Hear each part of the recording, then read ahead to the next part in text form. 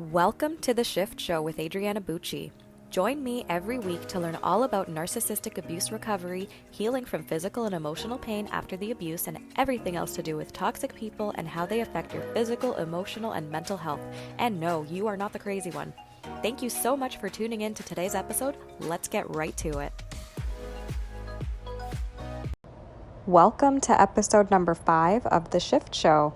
Today I'm going to be talking about how you can support somebody who is going through narcissistic abuse and what you can do to help them. So I've gotten this question a few times for suggestions for my podcast episode, so I'm just going to dive right into it this week. And there are several steps that you can take if you are somebody who has a loved one who is going through narcissistic abuse. And kudos to you for wanting to even help that person. That is so awesome.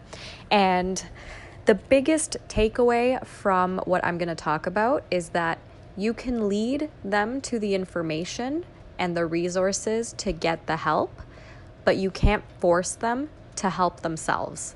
So I'll get into that further. And first, I will start off with what steps you can actually start taking to lead your loved one to the information.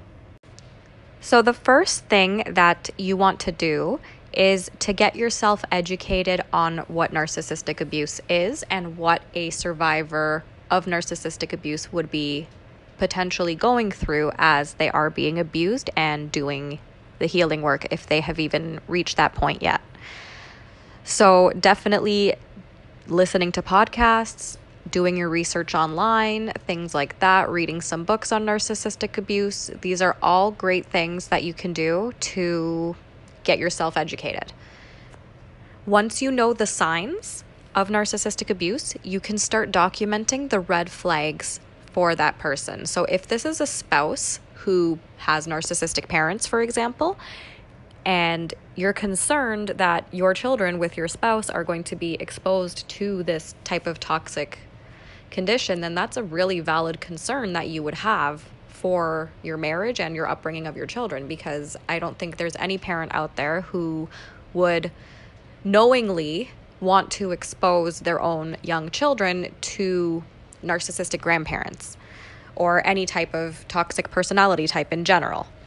So definitely, if this is the situation that you're in, you definitely want to document those red flags. So every time that something happens, just document it. Like, have a note that you continually document in for this type of thing, or have some sort of notebook, whatever method you choose. Just, make sure you put the date, the time, a brief description of the event and what happened, why it's toxic, and all that, because this can help a victim who is suffering from the narcissistic abuse, who might still be in that bubble of abuse, who doesn't want to necessarily believe it yet, to actually have something to read to remind them that, no, this is valid abuse that's happening. Because a lot of the times when someone is a victim of narcissistic abuse, they tend to gaslight themselves. They tend to, blow smoke over their own eyes and say like, oh, well, it's not that bad, and it's my parents, and I can't be that mean to them and cut off their grandkids from them, and,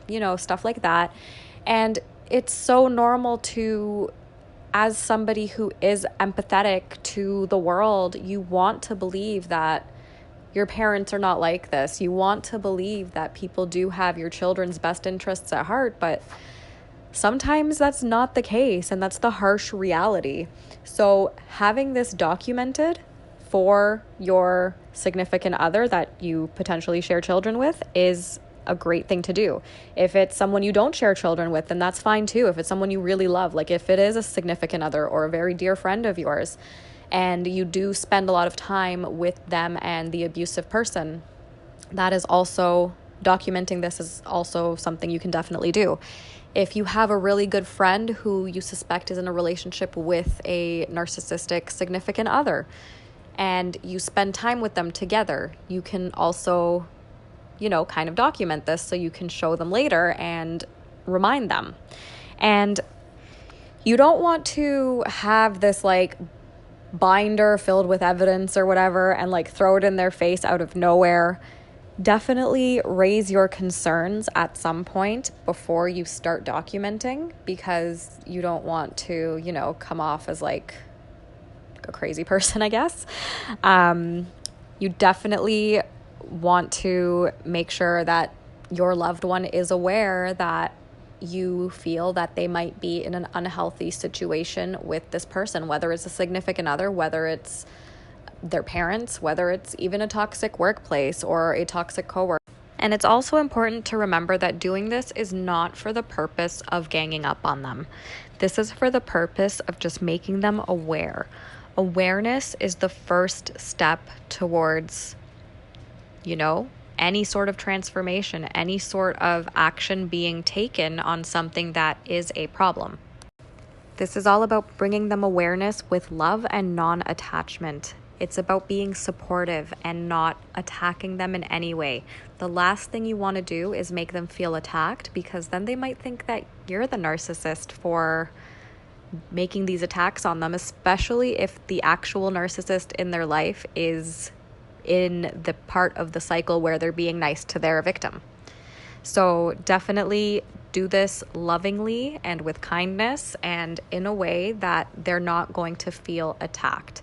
And if you don't know if they're going to feel attacked, imagine yourself in their shoes. Imagine yourself being in a massive state of confusion, because undergoing narcissistic abuse is extremely confusing.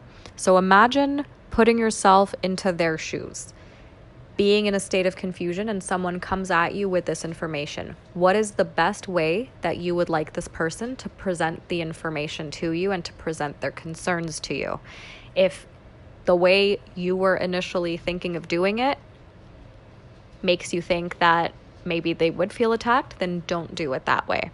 The best way to do it is to just have a civilized conversation and just to pre-phrase it by saying, I wanted to tell you something because I love you, because I don't want to see you hurt, because, I want what's best for you. Phrase it in that way so that they feel safe with you telling them this. It's also really important that you don't own their shit. It's their issue that they have to deal with it. So as somebody who cares about this person, all you can really do is just bring them the information. Like the quote says, you can take a horse to water, but you can't force it to drink. So this is the exact same kind of situation. You can present the information in a loving, kind way to somebody you suspect is being narcissistically abused that you care about, but you cannot force them to do anything with that information.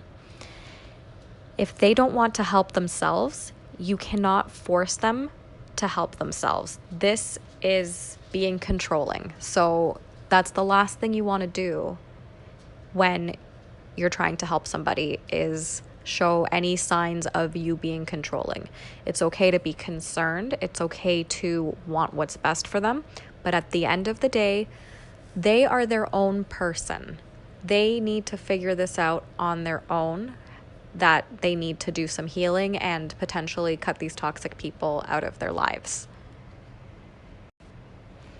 Myself, as a survivor of narcissistic abuse, I will say that when I first learned about narcissistic abuse with my own parent, and that this is what was happening to me for my entire life, it took me 2 years before I actually wanted to do anything about it, because when I first learned about it, everything just kind of all made sense, but I didn't want to believe it. So I kind of, I kind of just shoved my head up my ass for 2 years and refused to acknowledge the reality. So for me, this was not necessarily impacting anybody else in my life. So it's not like I had children and I had my significant other telling me that I needed to do something about it. Like, for me, it was just all on my own.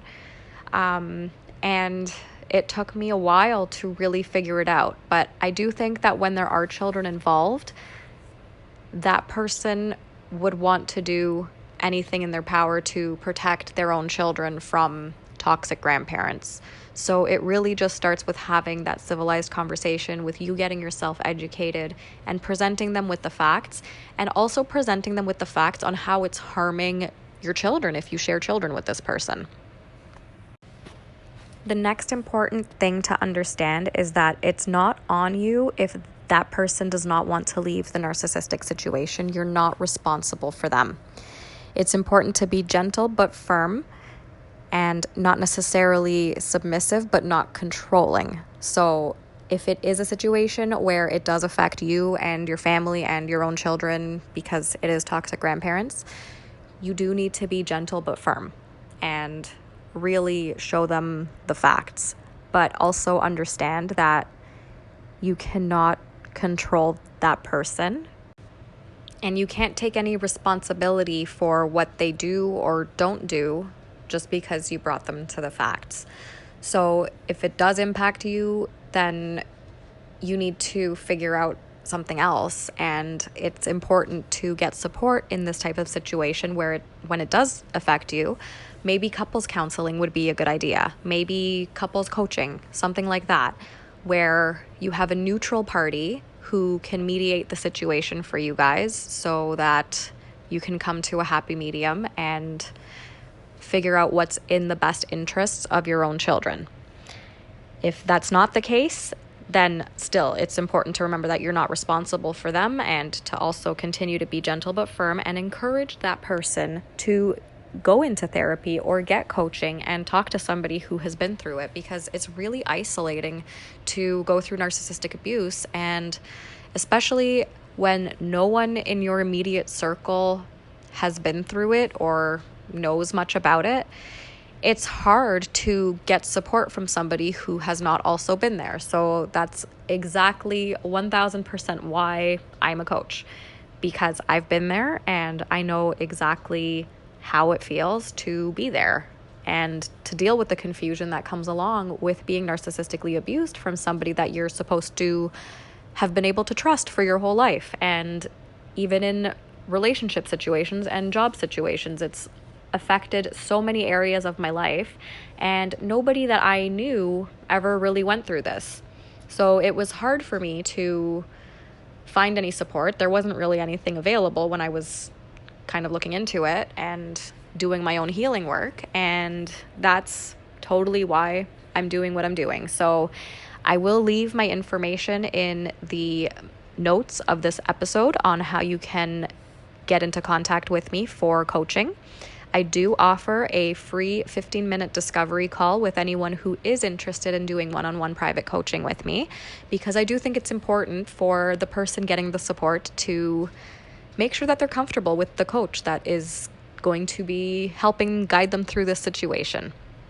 I also have a book, which is a step-by-step guide on how to do the emotional inner work on healing.